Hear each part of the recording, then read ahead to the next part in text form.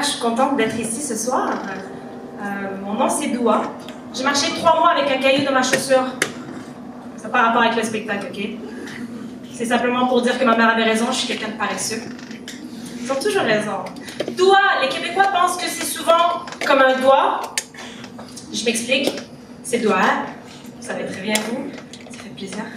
Parce que je suis toujours là. Non, c'est pas comme une phalange.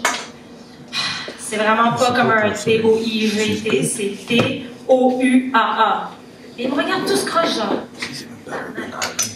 Je dis, oui, moi aussi, je comprends pas pourquoi il y a autant de mon oncle dans mon tour de poitrine. Mais je vis avec, comprends-tu? Non, j'étais très stressée d'être ici, mais ensuite, je me suis dit, Dora, calme-toi. Il y a des choses plus stressantes dans la vie. Genre, transporter de la cocaïne jusqu'en Australie. On a entendu parler de ces 2 filles-là. Jusqu'à quel point tu peux prendre une mauvaise décision? Dis-moi. La dernière fois, j'ai pris une mauvaise décision. C'était dans un buffet indien. Ça finit avec une diarrhée. Pas une prison australienne avec une sentence à vie.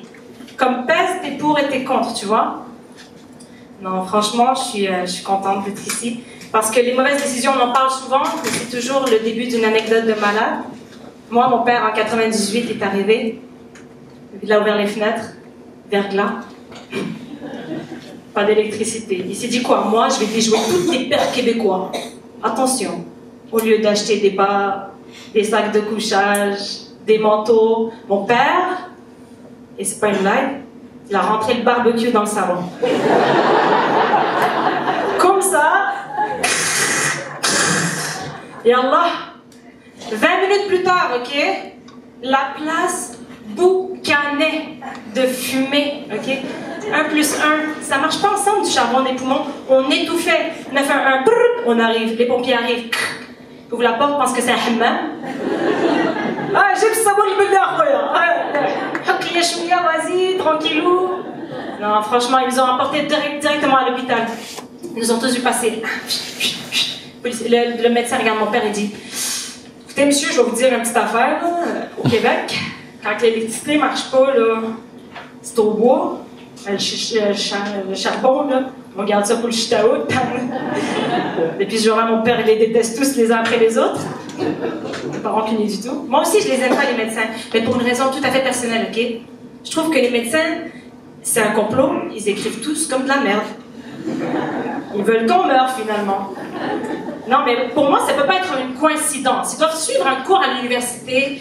Tu sais, ça s'appelle Écriture fond 1, les fondamentales du barbouillage. Puis là, après le cours, tout le monde sort. Yo, ça s'est passé comment? Chut, parle-moi pas. Numéro 7, je barbouillais, mais je crois que c'est encore lisible.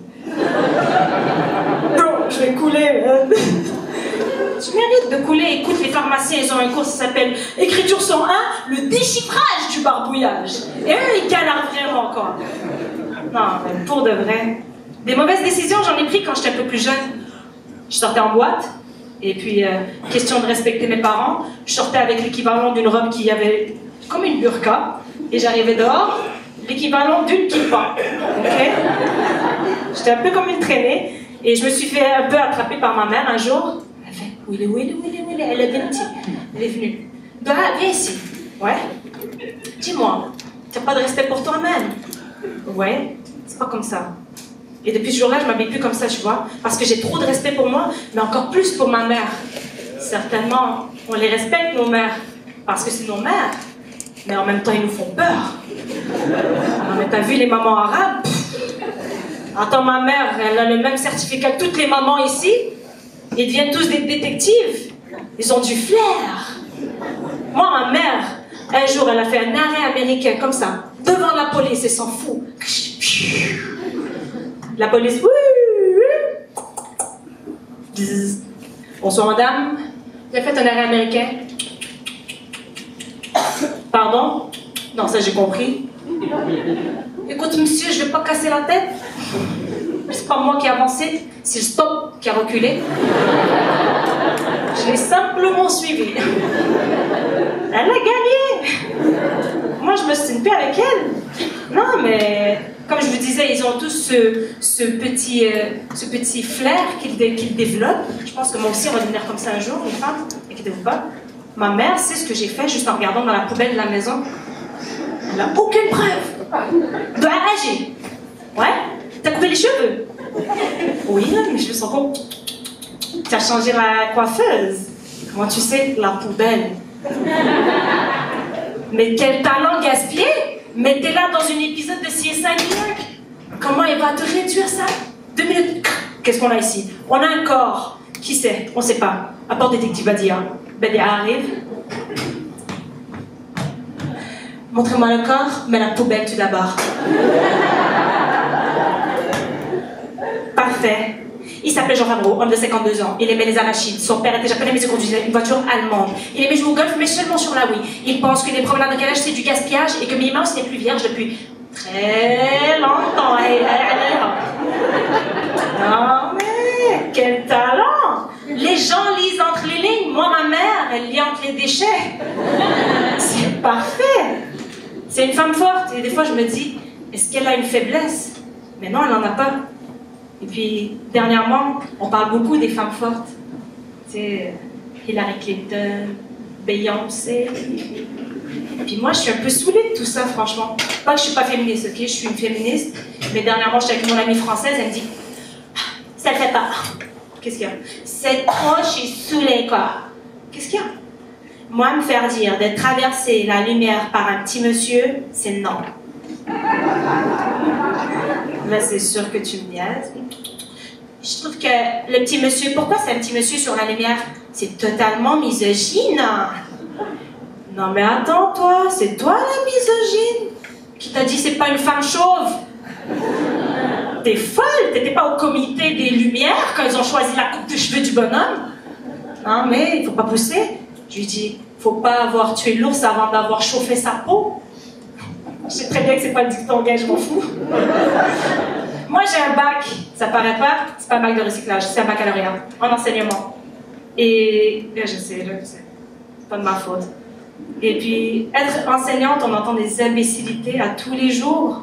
J'ai apporté vos clés USB. Alan, qu'est-ce qu'on entend par USB? Ben d'après toi, il y a 3 lettres, c'est pas PFK.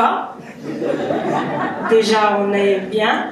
Et USB, si je te demande de l'apporter, ça doit pas être l'Université sociale du Bangladesh. Donc vas-y, débrouille-toi avec la définition. Les imbécilités, on en voit tous les jours, et on en entend tous les jours. Et la meilleure que j'ai lue, c'est que Michael Jackson a failli acheter Marvel pour devenir Spider-Man. C'est pas une blague, guys. J'ai ouvert le journal et il disait ça. Avant qu'il meure, bien sûr. Et puis là, je me suis dit, imagine comment ils auraient ruiné notre jeunesse. Comment ils auraient ruiné Michael. Imagine. 3, 2, 1, action. Woo! I'm coming for you, Billie Jean! It's Mary Jane, yeah, whatever. Oh, oh! Et là, le moonwalk est au plafond, mesdames et messieurs. Tourne en rond.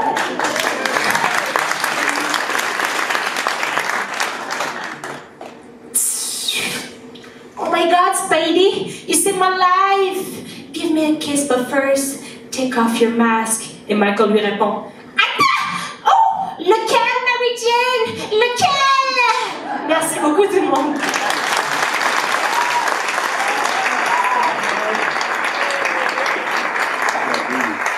Voilà, mesdames et messieurs.